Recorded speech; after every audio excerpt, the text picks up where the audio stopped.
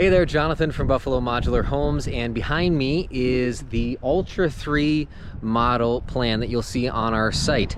Now this has been done as a cape, so you have this whole upstairs space, plus there's an attached garage with a bonus room above the garage, plus it's a walkout basement. We're right on Lake Ontario here. I wanted to walk you through this house. We did some videos previously on this particular one, the day that the house was being set, and so I wanted to take you through something a little bit more finished so you can get a sense for how things come together. Let's walk through it. So as we kind of approach the house here, you'll see we have these dueling dormers, so to speak, here, which I think really play off each other really nicely on the house. Plus, the owner did this kind of cedar shake siding here on the side as well, which I think turned out really, really nice. You know, and with the dormers on the house, it really breaks up the that big roof line, because that's a lot of roof on this house. So we're gonna go in through the garage because it's a little easier to access at this point in time in construction through the garage. We'll go through this here. So there's the fire rated drywall on the house side of the garage. Obviously you can always, you know, finish your entire garage. And then the ceiling here up above us is finished out as well with drywall, fire rated drywall, because like I said, there's the bonus room above. So anywhere that the garage is touching living space has to be fire rated drywall. So we're gonna come through the garage entrance here to the house, which is the laundry room space. So there's been just a couple modifications that the owner made to this particular house in plan, but really most things are really as the plan stands on the site. And quite frankly, a lot of times the modifications that you make are not gonna really be hugely impactful on the overall cost, because you know, moving some walls here and there don't really, you know, have much of an effect on that too much. So they got this coat rack space here, bench and storage underneath, which is great. There is a half bath here, right by the front here. So this is nice as your, you know, one of two different guest baths that you have here in this house. That half bath was an addition to the plan. And then you have this coat closet here. And then you have your washer dryer space here. There's a lot going on in this utility room. We're still in the utility room. A lot going on here. And then you have your utility sink as well in here for this layout. So they did lino in the laundry room space. And there will be a transition strip that goes on here, and then there's vinyl plank flooring here in the main aspect of the house, the common space. So we're right in the kitchen now. So you have your refrigerator space here. Here's the fridge sitting here waiting to be put in.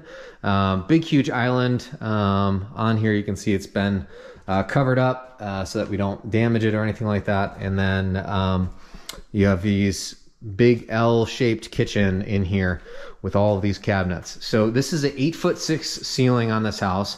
When you have these open concepts like this, it really helps quite a bit going up with your ceiling height, because from a depth perception standpoint, when you have a lower ceiling, it feels a lot lower.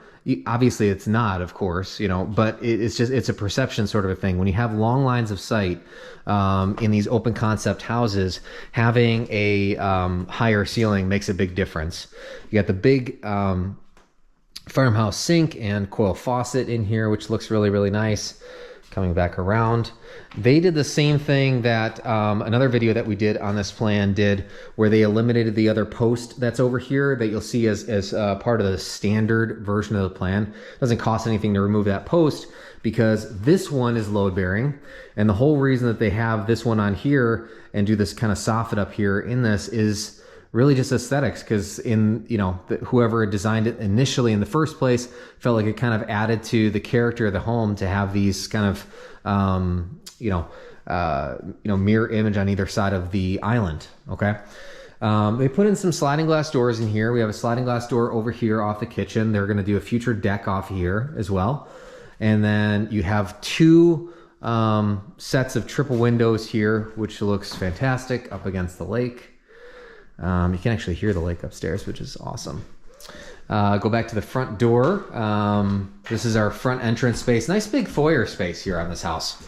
I really like this a lot. Obviously, you can see some drywall work still needs to be done on this house. Of course, some trim work needs to be done here as well, but it's already done, right? It's already done. It just needs to be put in place. The only reason this was taken off is because they were adjusting some of the doors in here to make sure everything was just as it needs to be. So we have a front space that can get used as homeschool space or playroom or home office, whatever you know, floats your boat, so to speak, and whatever makes sense for you.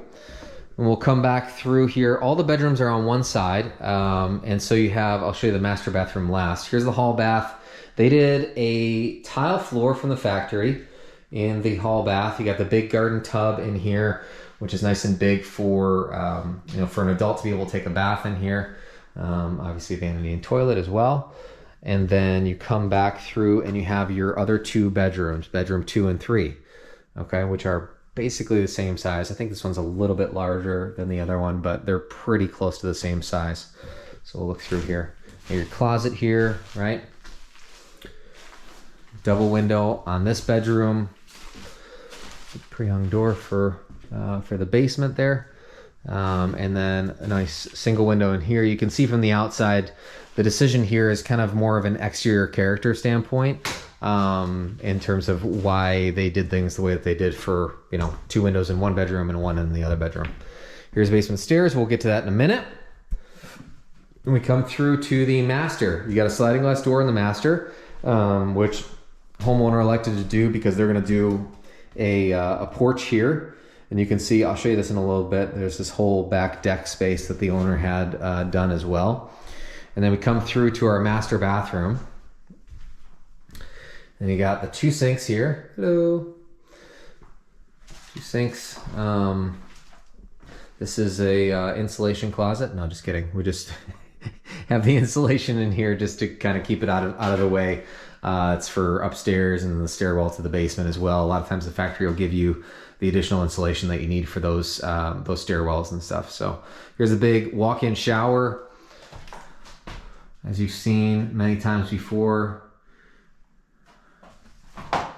right? Big tile shower done from the factory. Now you can do this a few different ways here. I'll mention this.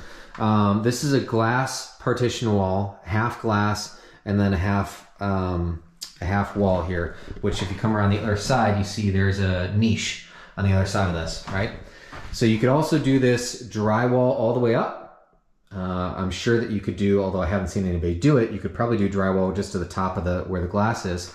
And then the other option that I've seen people do on some occasions is where you'll do like a shiplap up this wall, and then you'll do some other accents through the bathroom as well of shiplap. I've seen all 3 of those things done. And it's a taste thing. It's a matter of taste. What are you trying to get after with things? But you got this big, huge living room, dining room, kitchen space, big common space here for you. So let's go down. We'll go down to the basement first here. So we widen the stairwell. Standard stairwell, this is important to pay attention to. Standard stairwell, or excuse me, door to the stairs is a 30-inch door. Most of the interior doors are all 36-inch doors. The basement door is always starting off as a 30-inch door. So you definitely want to increase that to a 36 if you know that you're going to be coming in through that way quite a bit and using it as living space. I'd highly recommend doing that change. Obviously, it'll eat into the living space a little bit, but it's certainly well worth it to make it feel like a part of the rest of the home. So you can see we have this big, huge basement space, and this back patio space is phenomenal. So this is interesting. The neighbor has a kind of a dugout space here all along here that goes straight out to the lake. And I was just talking with somebody else about this actually as well.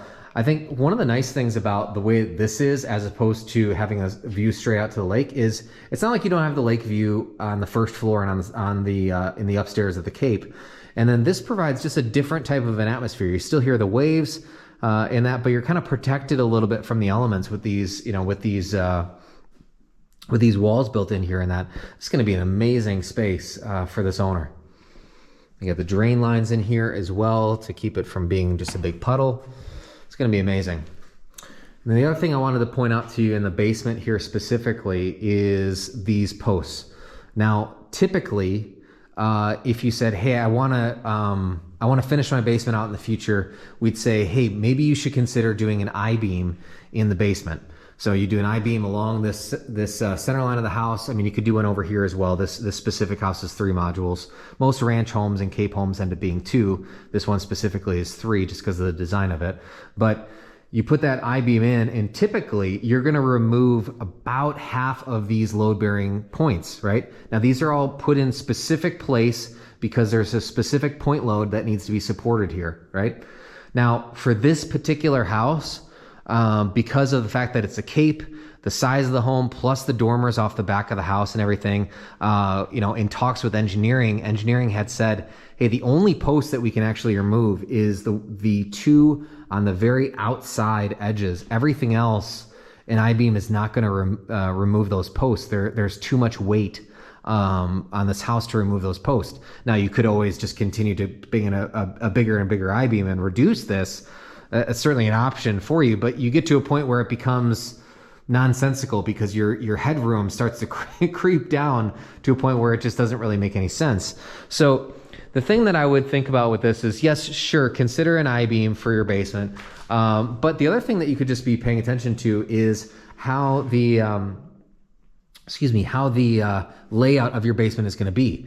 I mean, this is obviously a big wide open space here, big wide open space here, another big wide open space here. You can plan around your layout so that this makes sense for how you're going to finish the space out. So having those doesn't necessarily mean now your plan is all blown up and you can't do anything. There's still plenty of options. You can bury those into walls and still have this really nice wide open space. And you can see there's plenty of room down here. With the fact that it's 2,300 square feet on the first floor, that means your basement is also 2,300 square feet. So we do our math on that. That's 4,600 square feet. Plus, this is a Cape like we talked about. So here's our stairway up. You can go up the stairs into a unfinished attic space. Future finishing, always a possibility in here. And this is a lot of space. This is a lot of space. So you're 4,600 square feet, plus the upstairs here, plus that bonus room. You're well north of 6,000 square feet on this home, for sure. And this is a lot of house. Obviously, it's not going to be, perfect fit for everybody, of course. But, seeing some of these things just gives you the potential, right? Listen, that's wonderful. So you have this space over here that you could, do as a bedroom. Plus you have this additional space up through here because you got this front module. So you got this whole space up here that you could finish out as well. Do, I don't know, big walk-in bathroom space here, or maybe a big, huge closet or something like that, maybe, right? And then you have a whole nother living room up here, right? This is huge. These dormers add a lot to the home. But even with that, so let's just pretend you don't do the dormers. This wall is what will be there, and then that front space over there will be there as well. So your other wall will come down here, right? If you don't do the dormers, this is your other wall. So it's still a lot of space for you to finish out later on, even if, if that's something you wanted to do.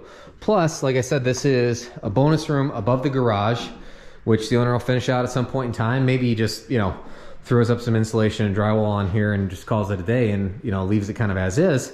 Doesn't really do much of anything else with it. But, having all of these spaces can be really helpful. So, even if you're not looking to build a huge home, thinking about future potential space is really important. So thanks so much for watching this video on the Ultra 3 home as a Cape that we've done here for you. I hope this is helpful to you as you're considering your project. Maybe this is exactly what you're looking for. Maybe it's way too big for you. Or maybe you're just thinking about Cape homes or walkout basements, or how to modify a plan in different ways and the little things that you can do. The point is to help in giving you good information so that you can think through your specific project, because everybody's different. Everybody's going to go about it, a plan differently.